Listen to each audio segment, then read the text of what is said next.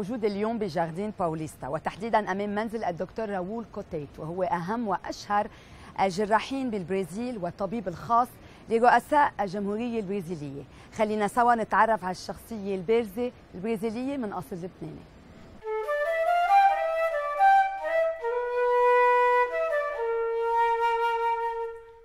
Dr. Raul Cotait, thank you for your warm welcoming here in your house in Sao Paulo.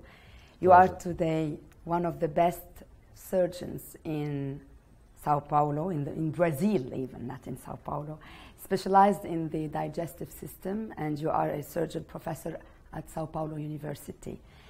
You were born here in 1950 after your grandfather immigrated from Marjayoun in the 19th century.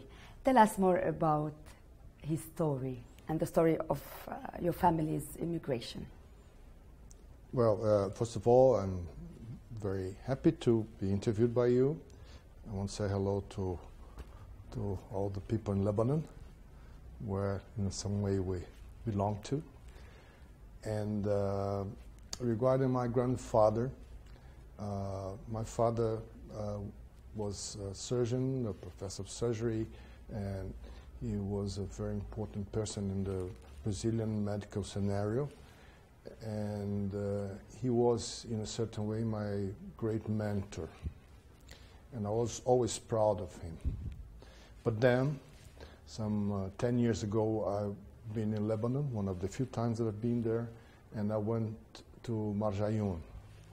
And then I could understand the stories my father told me about, and he wrote in his book as well, of how his father immigrated to Brazil, live in Marjayoun, all the way to Haifa to take a boat and cross the oceans and arrive in São Paulo.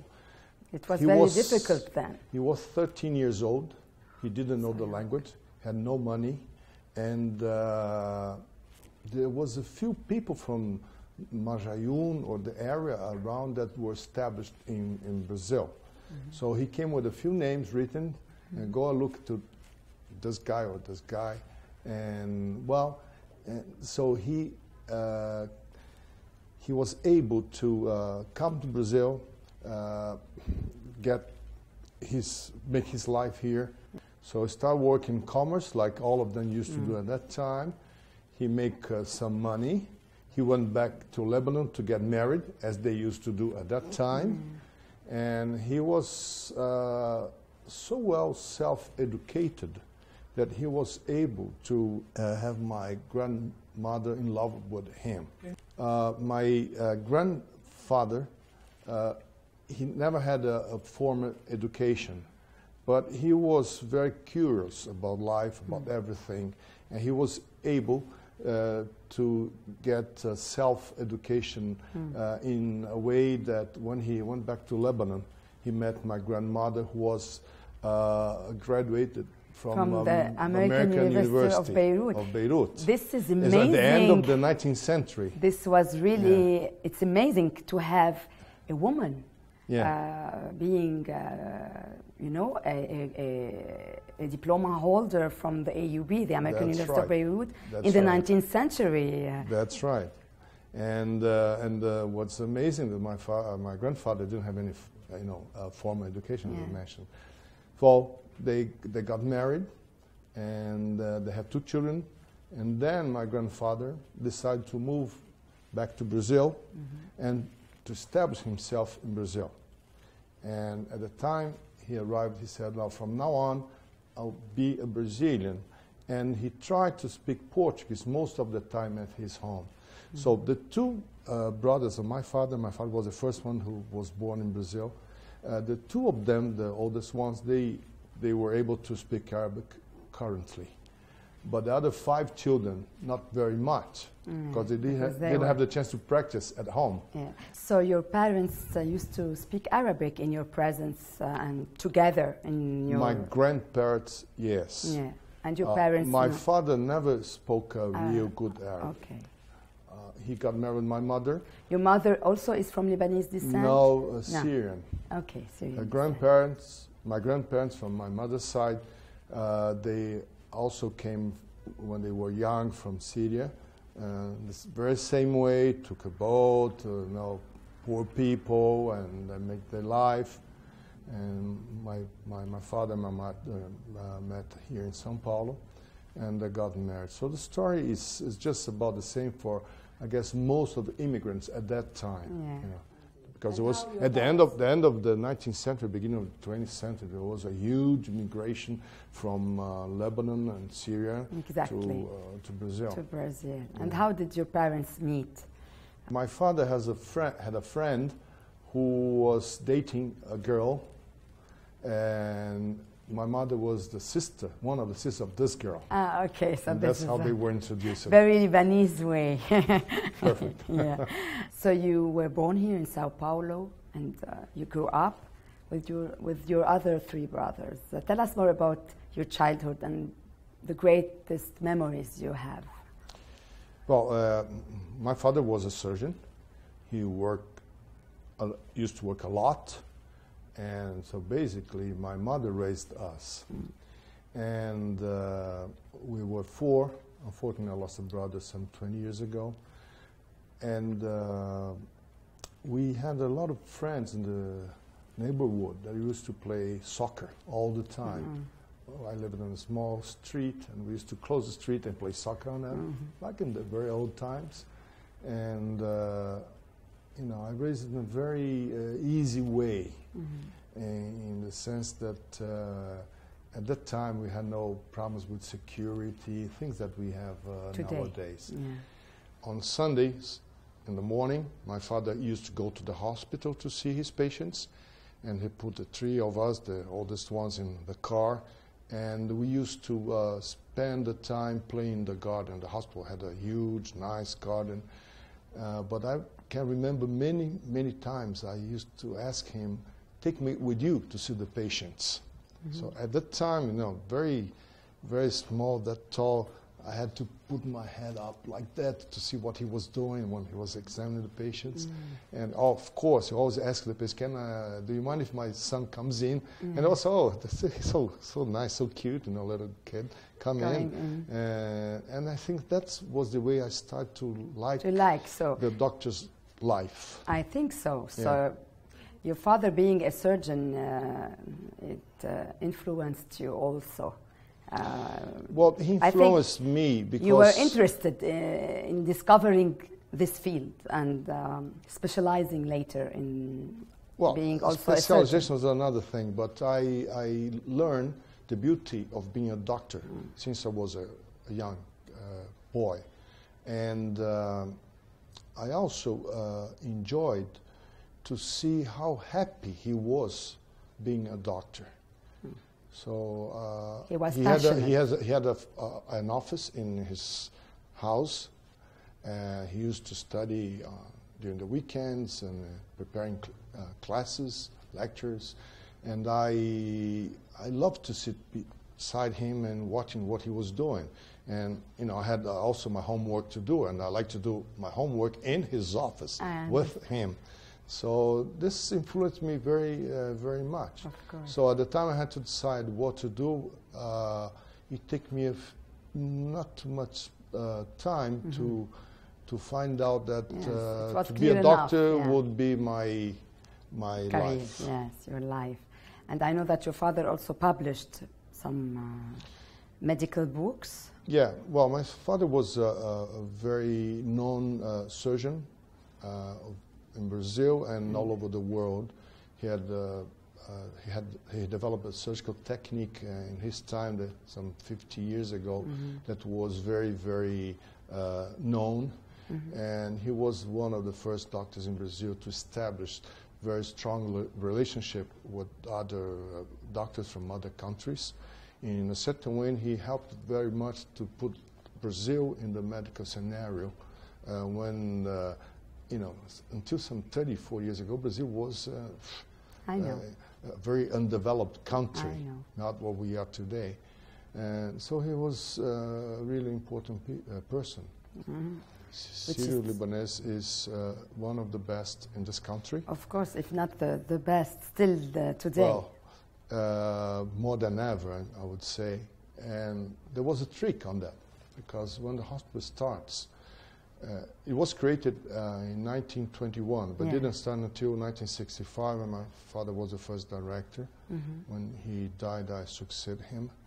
But he was able to bring his colleagues from the University of São Paulo to work in the hospital. So since the very beginning, the Syrio-Lebanes hospital started with the best people in So town. he participated in the success of this hospital. Yeah, and the trick was bring the best ones and give them all they need, and then the hospital will grow. Of course. And that's what happened. Of course. ولد راؤول كوتيت بساو باولو بسنة 1950 من بعد ما هاجروا أهله من لبنان بأوائل القرن العشرين، وهو طبيب جراح متخصص بالجهاز الهضمي. تتعرفوا أكثر عن حياته المهنية الناجحة خليكم معنا بعد البريك.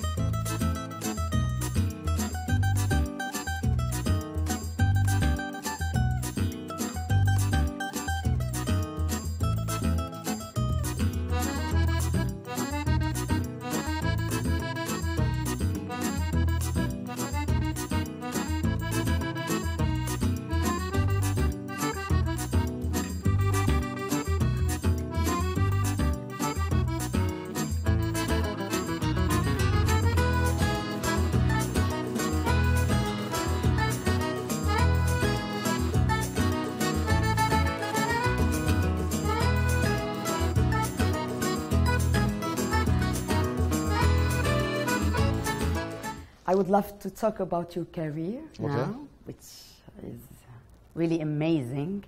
I know that you've studied in Sao Paulo University, then you went to the United States, and I know that today also you are a surgeon professor at the Sao Paulo University. But you told me a nice story before the interview about you being a resident and examining some Indians from the Amazon. Maybe you can tell us about this experience in your early years. Well, it was a short experience, but very, very important to me, and I'll tell you why. I was a resident, and during my vacations I had the chance to go to Xingu, which is a national Indian park. And I worked as a doctor there, and seeing the patients, you know, and the park is very, very big. So sometimes we had to walk 2 hours to get in one of the to see one of the tribes, or 2 hours by boat, another 2 hours walking.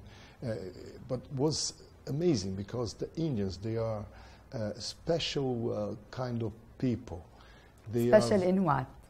They are very pure in their relationship among them.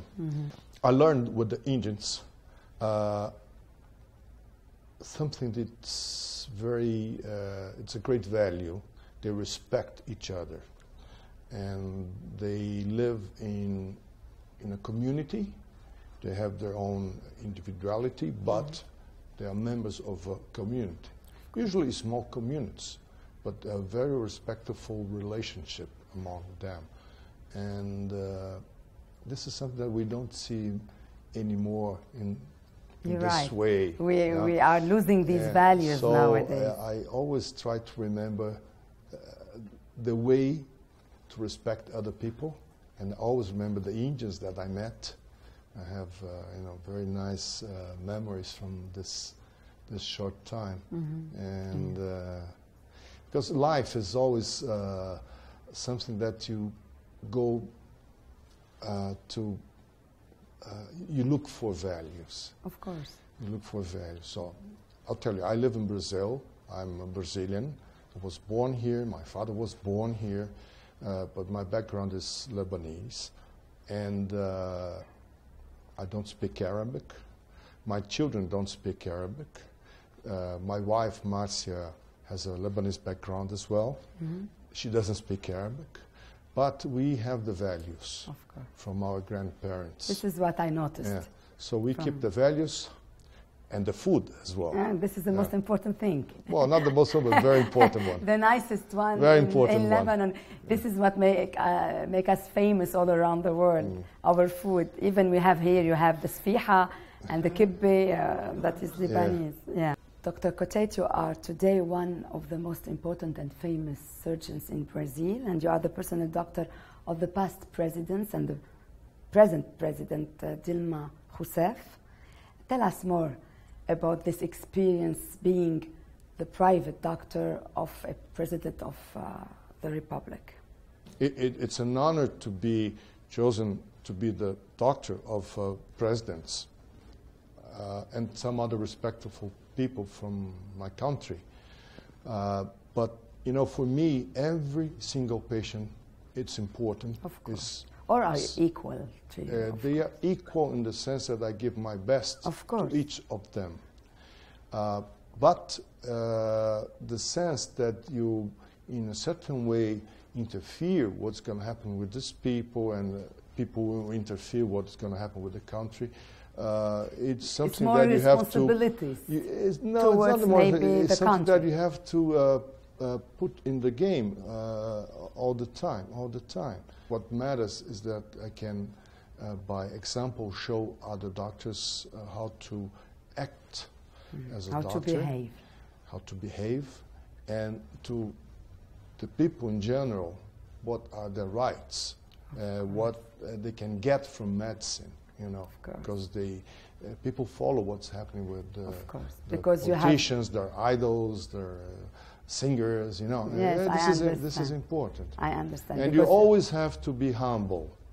You never believe that you are really outstanding, you are important. No, you have to be humble. Every time you're not humble, you do mistakes. A mistake. Of course, you can make mistakes. Of course, anytime, we are all human beings. But if you are not humble, then the chance to happen something that because you think you know everything. I know. You know. And what's I understand that you have values, you have ethics, and you need how you have been raised and how your dad was practicing. You are doing the same, and this is very important. Well, you know, in every kind of in any career, values are extremely important, and ethics must be the number one word. Mainly in this world where people value pretty much the financial success. Yes. And this is not the main thing. This may happen or may not.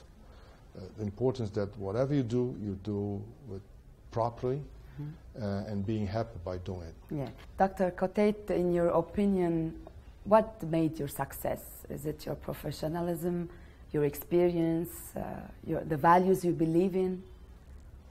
The question, success in life or success in profession? In your career. In my career, I think is to be dedicated, to be curious, to study a lot, and to understand that the best for the patient is your goal.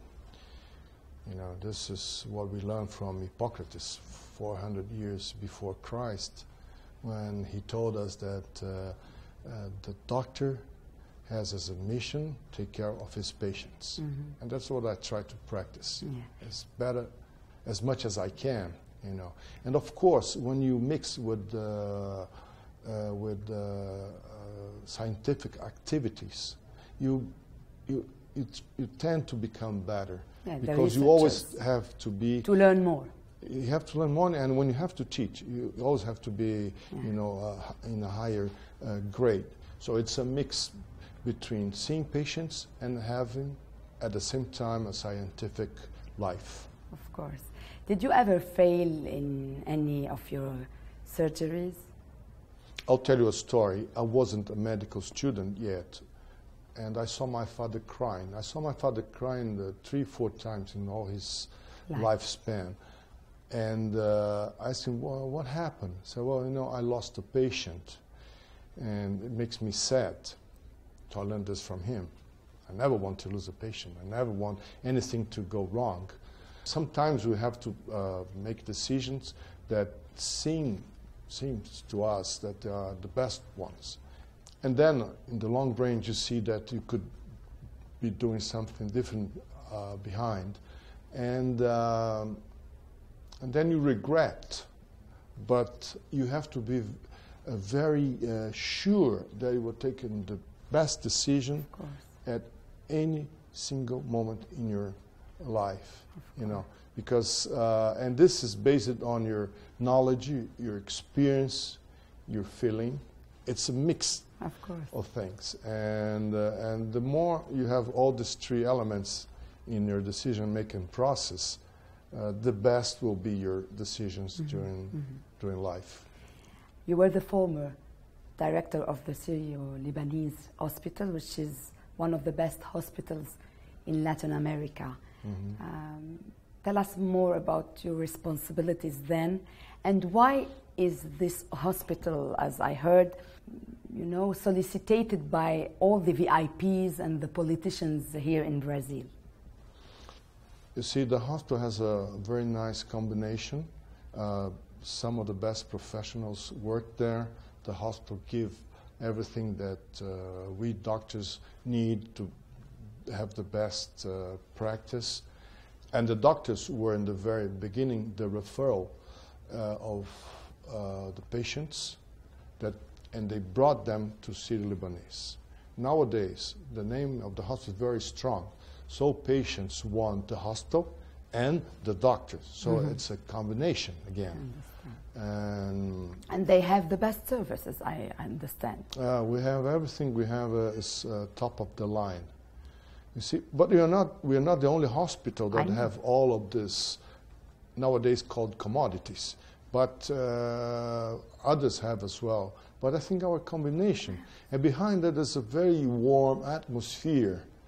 Lebanese one. Lebanese one. The warm welcoming, friendly. That's right, and that also makes the difference. Now, in the last years, we created an oncology center at Syrio-Lebanes Hospital. When I was a fellow in the United States in surgical oncology, I was very concerned about the fact that in Brazil, you have to go to one place to see the surgeon, another place to see the oncologist, another place to take your exams.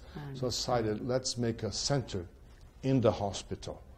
And then I put together, at my time, all the best people. I sent some people to train abroad, and then we create the center that was inaugurated by our President Cardoso at that time. And this was a landmark because we started being known as a center. So the patients from not only Brazil, but several other countries from Latin America especially, start to learn that, well, this is a good place to go. So that was important. But another thing is that I learned from my experience in the United States that you should be an academic center without being part of the university. I understand. So, and my example was Cleveland Clinic. So we have the people from the university working there. We have an academic atmosphere. So let's start doing something that help people to develop academic activities. So we create an institute of education and research, and we receive more than 30,000 people every single year. So this is also something important that shows that the hospital is not there just for the people make money or to grow.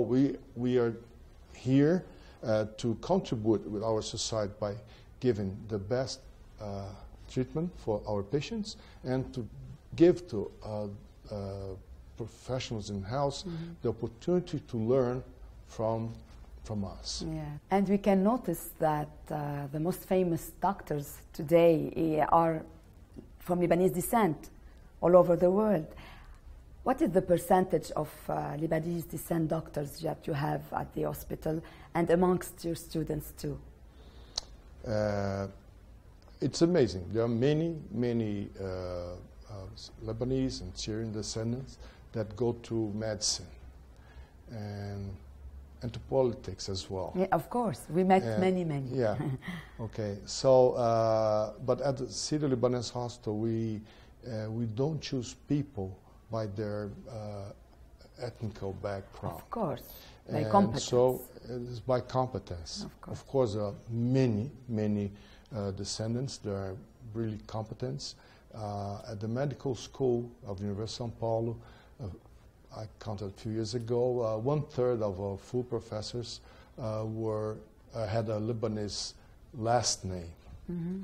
You know, it's amazing. Yes. And so I think that my generation learned from our parents' generation to be good, to be ambitious and hard workers. To fight for what we believe. Of course. Know, because they did the same in other areas, you know, mainly in commerce. Yes. You are one of the 100 immortals in the National Academy of Medicine in Brazil. Tell us more about this academy.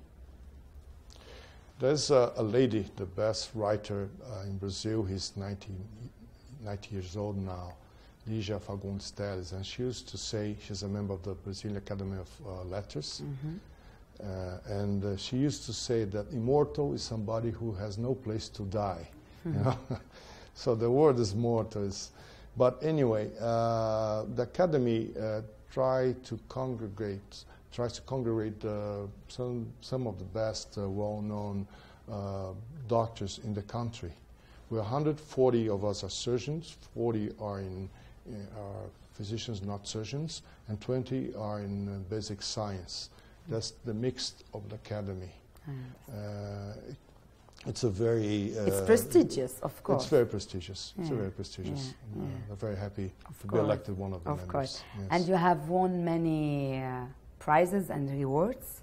And you told me that you had the Commandor reward from former President Lahoud, Lebanese president. Well, I have many in medicine, you know, for scientific papers, and have some condecorations from my country.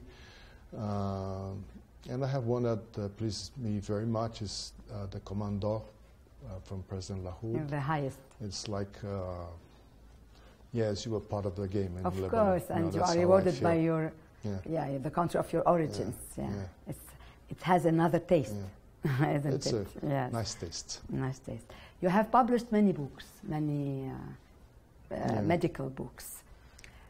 You like to share your researches? Why do you write about? Well, I think when you are have an academic's life, it's part of your job to share what you know, to generate data, you know, and you have. It's like an extra life. I have my life as a surgeon, and I have my life as in academics. But they are, and both complement each other. I like to write.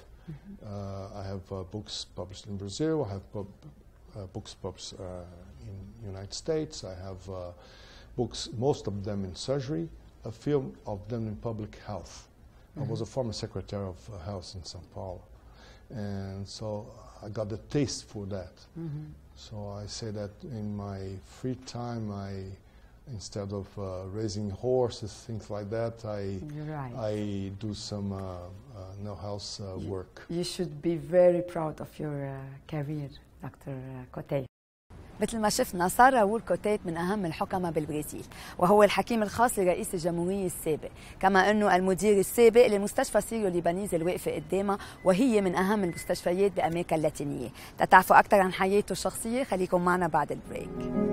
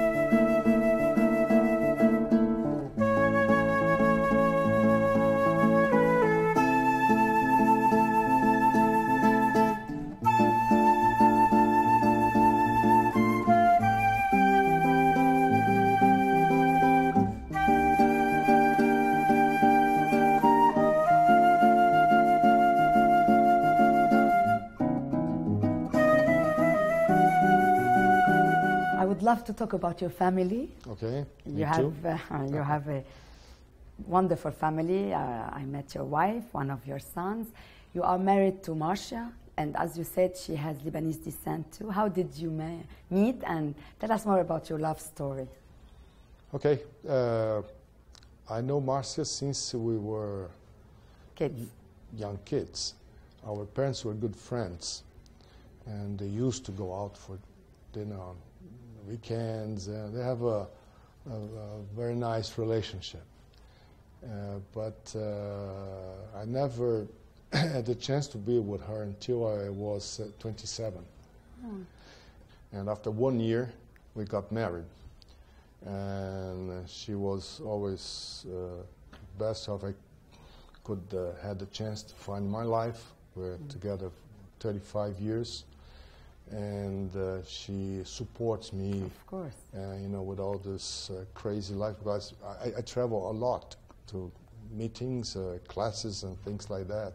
And you are a father of 3 children, a girl and 2 boys. Tell us more about your relationship with them.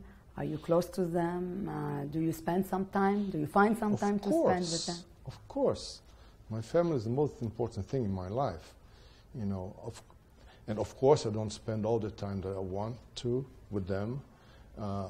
But we try to be together as much as possible. My 3 children lived abroad for a while. Marcia and I believe that it would be important for their future to have an international exposure. But even when they were living abroad, we were in contact all the time, you know. And now they're not children anymore, but for us they are still children, of course, and very close. Maybe now more than ever, you know. And I gave up to go out all the time to, you know, to parties and things like that, because I prefer to spend my time with them. Do they live with you, or it's like in the United States they can be at 18, and in Europe they go and they find a place for they do what they want. My son Raul, he got married 2 years ago. He has his own life. My daughter, she still lives with me. And Fernando, who lived in the U.S. till till a few months ago, she came back and he's living with us, and that makes us very happy. Of course. Yeah. This is the Lebanese family. Yeah, we don't have the thing that, oh, you have to have your own life. You bother me by living here, or my parents bother us because it doesn't happen. No, I think we feel the need to be together as much as possible. And they can have their own life. They don't have to tell us where they're going, what they're doing, what time we arrive, and they have their life. Of course. But close to us. Yeah, just like in Lebanon. Probably. Is any one of your children in the medical field or not? No. No, because that was not their choice. I always gave them the chance to decide upon what they like to do. The only thing I recommended them is be good. Try to be one of the best in whatever you do. And that's the way to find not success, but happiness. Satisfaction, you know. If you learn more about wine, you can enjoy more than everybody. If you learn more about whatever, you can enjoy more than others. And that helps you to be happy and be satisfied with what you're doing with your life. You know, my grandmother from Lebanon, her family Zurab, they always had a doctor. Every single generation there was a doctor. And well, I was the one in my generation, and my brother has a son who is a doctor. I don't have one, but my brother had his own doctor at home, and so we're keeping the tradition. It's nice. Yeah. It's true. We have to have a doctor in the family, because usually you are afraid to go to check and to meet maybe a bad doctor. So this usually in Lebanon also they like to have a lawyer or a doctor or an engineer inside the house, so they are happy and satisfied. Well, that's the old times, you know, when these are the three main careers. Of course. Nowadays, they are not the best ones. No. The quality of life of these people, it's quite different. Of course. The young people have more opportunities in other areas. And it's interesting, they have to create the opportunities. So the professional life has changed a lot for the new generation. Of course. We're going more into arts also today. Well, my daughter worked in arts. My youngest son is graduated in music at Berkeley College.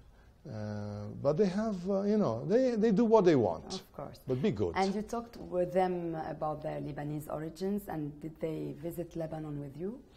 Yeah, 10 years ago, we went all together to Lebanon, and we spent 2 weeks traveling around. It was an amazing experience, and I must tell you that they wanted to do this trip, not only us, but they were asking. And Marcia and I, let's go to Lebanon, let's visit Lebanon. You know, was great. Yes, was great. راؤول كوتيت متزوج وعنده 3 أولاد، العائلة بتهمه كتير.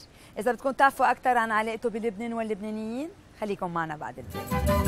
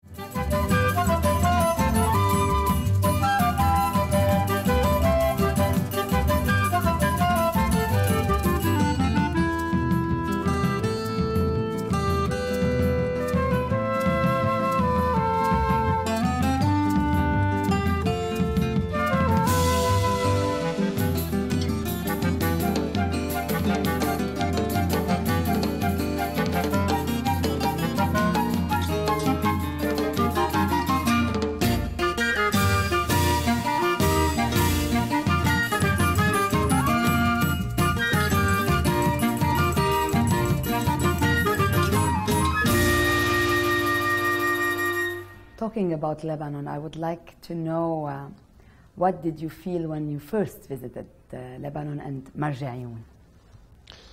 I first visited Lebanon 40 years ago, and but I had the chance to spend just 2 days because I was going to a medical meeting, and when I bought the air tickets, the guy who was selling the tickets for me said, "Oh, there's the first flight from Air France from Paris to Beirut. Would you like to take it?" And for, "Oh, I'll love it, you know." Okay, but that flight was 2 days before 3 days before the medical meeting I was going to.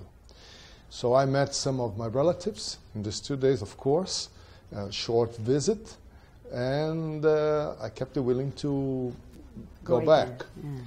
I returned in 2003, and I was really concerned about going to Lebanon because of the war. But then I learned that there was no problem. You know, you just have to know where not to go, and that's it. That's it. And 1 year later, I went back with our governor, Alckmin, and some other Brazilian Lebanese descendants to an official visit. It was funny. And since then, I didn't have the chance to go back. Hopefully sometime next year. That's in my plan. And do you feel at home when you go to Lebanon? The very same moment that I put my feet in the airport. You just forget your Brazilian and... No, I don't forget. They are together. Both. They are together all the time. Is it difficult to have two identities? I don't have two identities. I'm a one. Brazilian, of course, but with a very strong Lebanese background that influences my life all the time. Beautiful answer. I wasn't born in Lebanon, but I have most of the Lebanese values, and that I put together with the Brazilian way of living. So I think it's a very nice combination. Indeed. Good mix. Indeed. What do you think about the medical corps in Lebanon? Do we have good hospitals, good medical universities? What is your opinion? I don't know very much about the health system in Lebanon. I had a meeting with the Minister of Health one time and had a project that I offered that we was doing here to Lebanon. Never succeed. Why it never succeeded? I don't know. I was ready to help them to start this was basic. A long time ago? Oh yes, almost 10 years ago. But the health system needs to be improved. I understand that most of the people don't have any kind of government insurance. Yes. And so if you can pay, you have it. If you can't pay, you don't have it. Yes. That was like, Brazil was like that some 25 years ago. You have to pay attention for the people who don't have.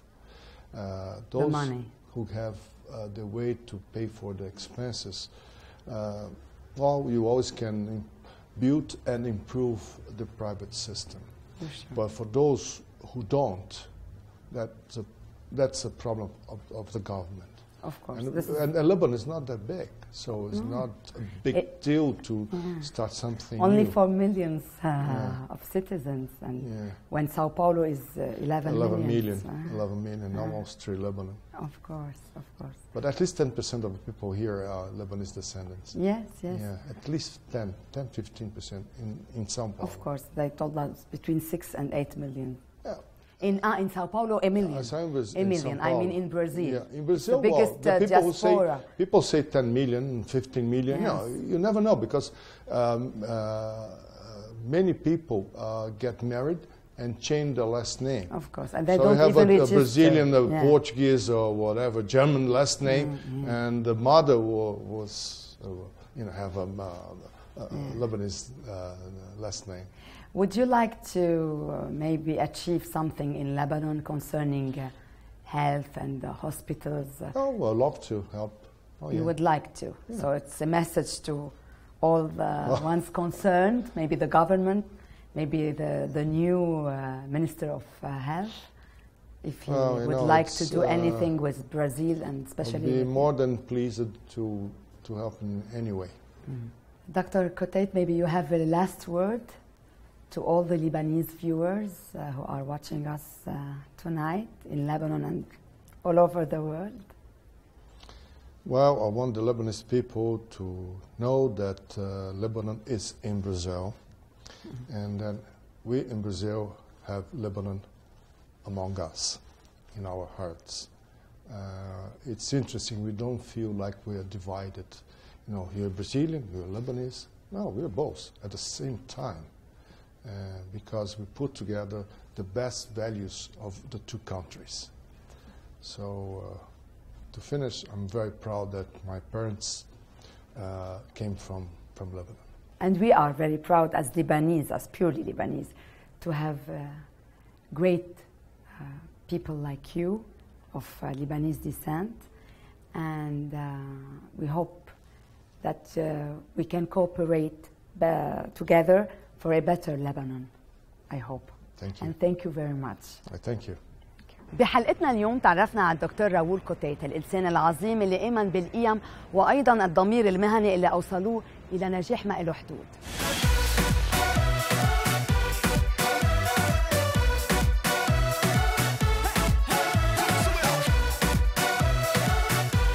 إذا بدكم تعرفوا أكثر عن هالحلقة أو عن دكتور راؤول كوتيت ما تنسوا تتابعونا على مواقع التواصل الاجتماعي.